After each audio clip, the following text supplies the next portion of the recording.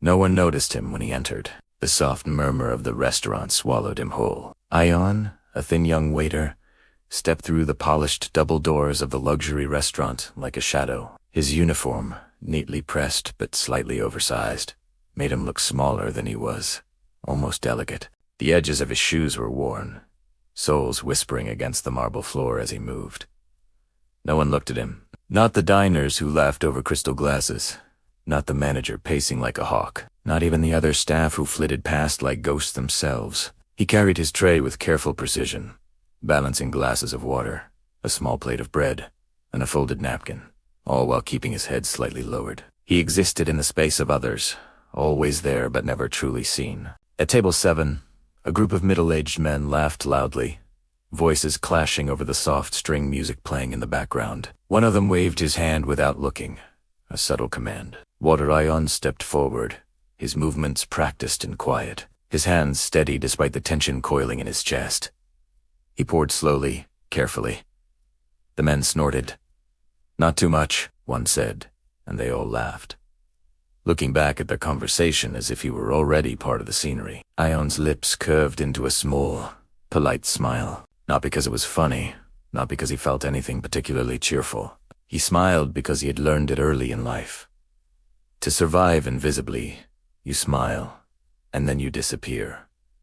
The manager's voice cut sharply across the hall. The snap of his tone was enough to make Ayaan Espina stiffen, but still, he moved toward him without hesitation. "Table 12 is waiting. Move faster."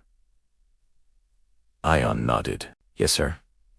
Always yes, always fast, always invisible. He walked past the grand piano in the corner. Its black lacquered surface reflected the golden light of the chandeliers, perfectly polished and completely ignored. Ayaan's fingers itched as he passed, a faint pull in his chest reminding him of another life, another room where he had once been allowed to be seen. He paused, just for a fraction of a second, to glance at it.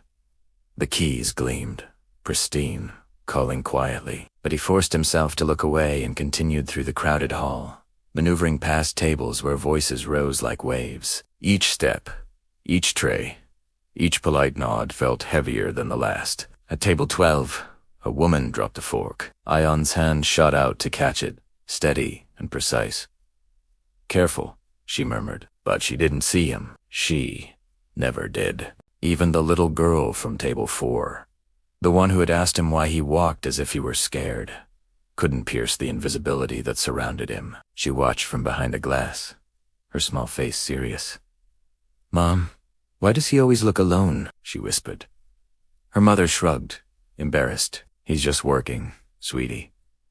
The girl tilted her head, unconvinced. Ayaan caught her gaze for a second as he passed by, a flicker of acknowledgement, and then it was gone, lost among the laughter and clinking glasses. Horas passé, the restaurant grew louder and heavier. More trays, more demands, more guests who did not see him. He was moving constantly, every gesture rehearsed, every smile rehearsed, every apology rehearsed.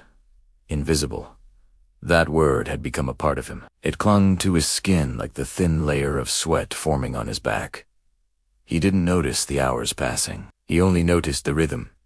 Trays, plates, glasses, smiles, nods. Then the VIP guest arrived. The air changed. The manager's posture stiffened, his movements sharper smiles forced on the staff. Ayaan felt the pulse of the restaurant shift. Everyone seemed to orbit around this new presence, this person who commanded attention merely by sitting at a reserved table near the piano. Of course, near the piano. Where else would the best guests go in a room like this? The manager's whispered instructions tightened the air. Tonight must be perfect. No mistakes, no delays. Ayaan nodded, along with the rest, a silent ghost in a room full of moving, polished lives. At some point, the trays grew heavier, the floors colder, and the air thicker. Every guest's expectation weighed down like gravity, pushing him lower, making his movements smaller, quieter. Then it happened. A slip. A tray tipped, glasses crashed to the marble floor. The sound fractured the air. Silence followed. The staff froze. The guests' laughter ceased. For the first time that night, all eyes were drawn to him. Ayaan froze, hands trembling slightly, his pulse hammering in his ears. The manager approached, each step deliberate, heavier. "What did I say?" His voice cut like a knife. "I'm sorry, sir," Ayaan said, voice barely above a whisper. The manager's eyes flicked over him, sharp, cold. "Sorry." He raised his voice. "This is not a street stall. This is not your village. Do you understand?" The words hung in the air like smoke, suffocating, unfair. Guests shifted in their seats. Curiosity piqued. Some affroning, others whispering among themselves. Even the VIP guests looked up, frowning, one brow raised. The little girl's face creased in worry. Ayaan bent down, carefully gathering the broken pieces of glass. Each fragment seemed to cut a little, yet he handled them with the care of someone who had spent his life, unnoticed but deeply observant. The manager's patience snapped. "Leave it. Stand up." Ayaan straightened, head bowed. "Do you even belong here?" The words struck him harder than any plate or glass could. He did not answer.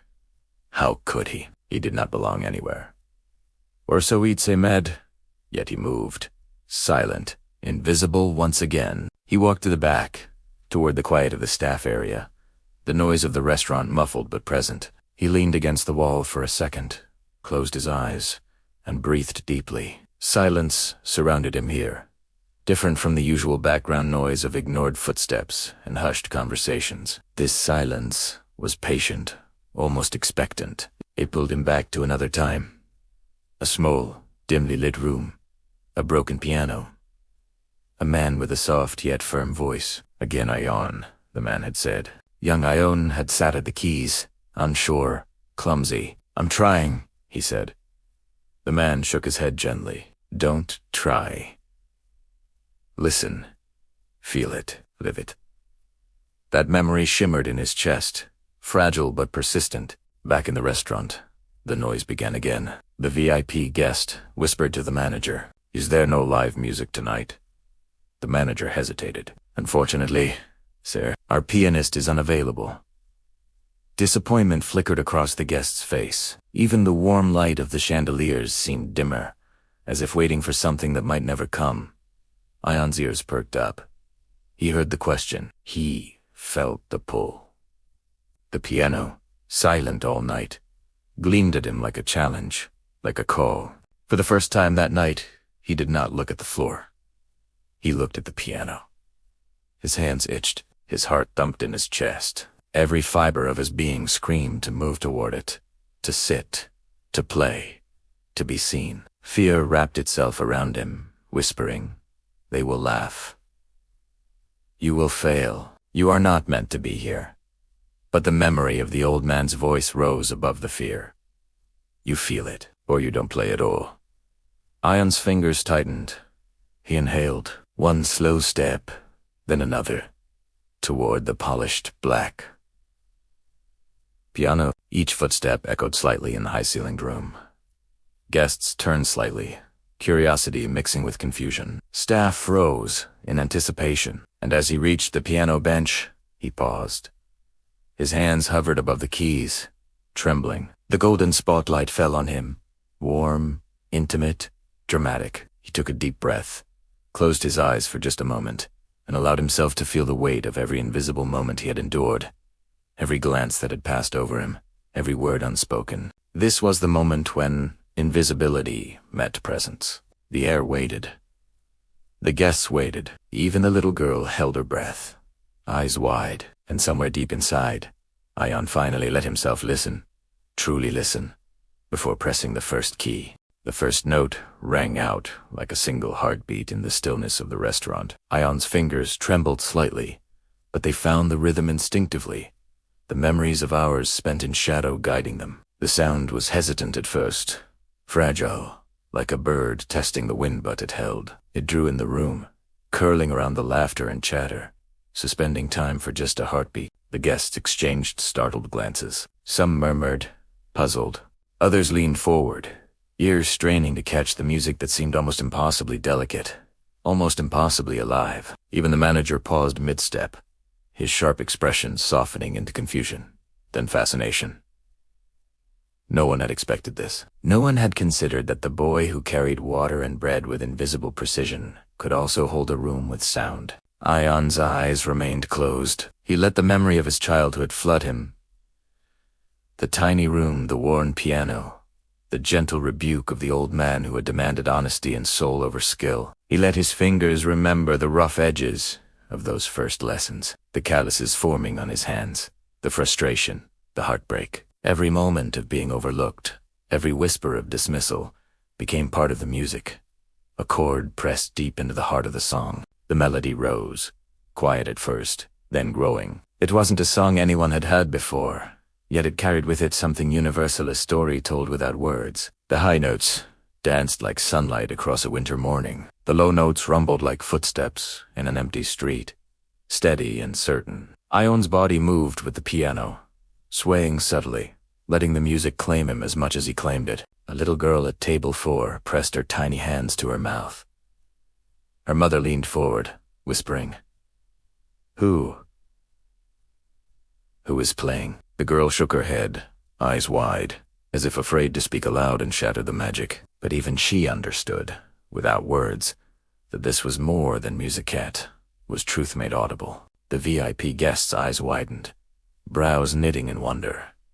"Who?" they whispered, but no one had an answer. None of the staff spoke. None of the diners could place this fragile, commanding presence at the piano, and yet they all felt it. Every note wrapped around the room, softening the clatter of cutlery, dimming the hum of conversation, until all that existed was Ayaan and the sound he had conjured from silence. He began to play faster, a surge of courage propelling him forward. Each movement was confident now, deliberate, his hands gliding across the keys as if they had always belonged there. The melody shifted from gentle introspection to passionate intensity, climbing, tumbling, rising in waves that filled every corner of the restaurant. Even the chandeliers seemed to tremble slightly with the vibrations. The staff stopped moving entirely, trays forgotten, hands frozen. They watched him as though they had never truly seen him before. And perhaps, in a way, they hadn't.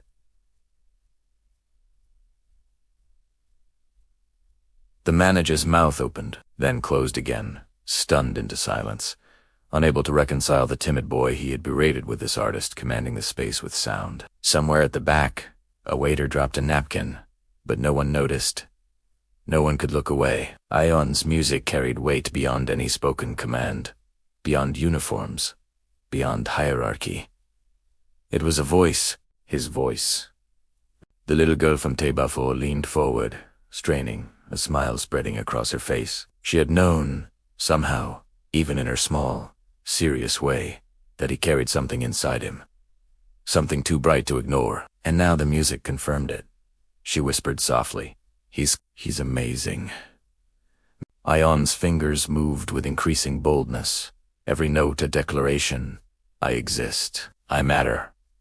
I am here." The room's tension melted into awe, the rigid structure of service and expectations bending under the weight of this unanticipated beauty. Guests were drawn into the story. He was telling a story of invisibility, of quiet suffering, of endurance and, finally, of emergence. Somewhere in the midst of the melody, Ayaan opened his eyes. He did not see the manager's frown, or the whispered murmurs of the VIP guest. He did not see the polished marble floors, or the golden chandeliers. He saw only the piano, the notes, and the path he had carved through years of being unseen. His gaze swept the room briefly, and for the first time, he acknowledged the faces not as obstacles, not as demanding presences, but as witnesses. He let them see him, truly see him, if only through the music. The final chord rang out, stretching long, vibrating against the high ceilings and lingering in the air like a held breath. Silence followed, absolute and reverent.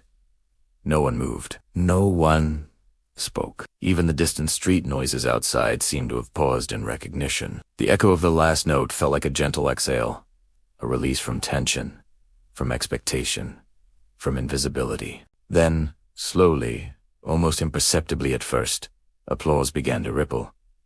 A polite clap here, a surprised murmur there. and then it grew, filling the room like sunlight spilling over shadows. The VIP guest stood, nodding slowly, impressed beyond words. "Extraordinary," he said, voice rich with admiration. "Truly extraordinary." The manager's face softened completely now. He approached Ayaan, uncertain, hesitant, as if afraid that words might shatter the fragile moment. "You?" "I," he began, then stopped. For once, there was nothing he could say that would measure up. He simply nodded, the barest acknowledgement of recognition. Ayaan stood, his hands lingering above the keys for just a moment, savoring the weight of the silence and the warmth of acknowledgement. For years, he had moved through spaces like a shadow, his presence absorbed into the background. Tonight, he had stepped into light, and it had not burned him. The little girl clapped first, shyly, then enthusiastically, breaking the quiet with a burst of pure, unfiltered joy. Her mother joined, and soon the entire restaurant was clapping, some standing, some wiping tears from their eyes. Ayaan's lips curved into a genuine smile, this time not one rehearsed to survive, but one born from recognition, from emergence, from finally being seen. He closed the piano lid gently, his hands lingering for a moment as if saying goodbye to an old friend. The manager's expression remained a mixture of awe and confusion, and the VIP guest raised an eyebrow, clearly impressed. But for Ayaan, none of that mattered. What mattered was the shift within him, the invisible walls he had carried all his life cracking, letting him step fully into his own presence. The restaurant's lights seemed to shimmer differently now, warmer somehow, as if they, too, recognized the change. Guests returned to their meals, but the conversations were softer, reflective, carrying the echo of what had just occurred. The laughter was quieter, thoughtful. Even the music in the background seemed to have been touched by the resonance of the moment. Ayaan rose from the piano bench, straightened his uniform, and moved with calm grace back to the shadows of his duties. But he carried something different now. A weightless confidence. A quiet fire. He was still a waiter, still moving trays, still tending tables, but now the world knew he existed. He had claimed a small, shining space in it, and nothing could take that away. The little girl waved at him as he passed. For the first time in years, someone looked at him not as invisible, not as background, but as someone who mattered. Ayaan returned the wave, his eyes meeting hers for a long, unbroken second. She smiled knowingly, and he realized she understood something profound. Sometimes, it takes only one note, one act, one moment to shift the world's perception not of the world itself, but of oneself. And for the first time in a long time, Ayaan felt entirely, irrevocably present. The restaurant continued, the guests talking and eating, but nothing could erase what had happened. Somewhere deep inside him, a melody lingered, a promise that no matter how often the world tried to overlook him, he would always find a way to be heard. Always. As the night drew to a close, the last of the guests left, murmuring praises, leaving tips, and casting backward glances at the piano. Ayaan finally allowed himself a breath, sitting alone for a moment, hands resting lightly on the keys. He closed his eyes and whispered to the empty room, a promise and a vow. "I am here. I have always been here, and now you can see me." The golden light of the chandeliers reflected softly on the black lacquered piano. Outside, the city hummed in quiet rhythm, but inside the restaurant, a small miracle had occurred. Invisibility had met recognition, silence had met song, and a boy who had always moved unseen had finally found his place in the world. And for the first time, Ayaan knew he would never be invisible again.